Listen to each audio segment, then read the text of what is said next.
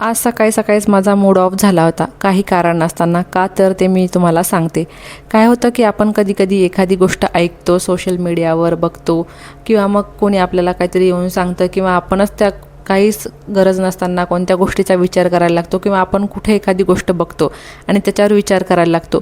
त्याचा आपल्या स्वतःशी किंवा आपल्या जीवनाशी किंवा कोणाशीच आपला काही संबंध नसतो, पण आपण त्याच्यावर खूप विचार करतो आणि त्या गोष्टीचा परिणाम आपल्या स्वतःवर होतो, आपल्या फॅमिलीवर होतो, आणि आपल्या जो काही रोजचा दिवस असतो तो आपला एकदम असा बोर होऊन जातो. आज तसंच माझ्यासोबत झालं होतं. काही नसताना आपण ओव्हर थिंकिंग जर केली तर त्या गोष्टी आपल्याला कधीही घातकच ठरतात, आणि आज तसंच झालं होतं. माझ्यासोबत असं नेहमी घडतं की आपण काहीतरी बघतो सोशल मीडियावर किंवा वाचतो, आणि आपण त्याचा विचार केला की आपोआप आपलं सगळं जे आहे मूड ऑफ होतो आणि आपले जी काही आजूबाजूला सगळी निगेटिव्ह एनर्जी तयार होते. आपण ज्या काही उत्साहाने कामाला उठलेला असतो किंवा लागायचं असतं आपल्याला कामाला, आणि तेव्हाच आपलं सगळं असं बिघडून जातं. म्हणजे आपल्याशी काही कारण नसतं, त्या गोष्टीशी आपल्याला काही नसतं, किंवा आपल्या स्वतःशी रिलेटेड नसते, किंवा आपल्या फॅमिलीशी नसते, किंवा आपल्या रोजच्या आयुष्याशी नसते.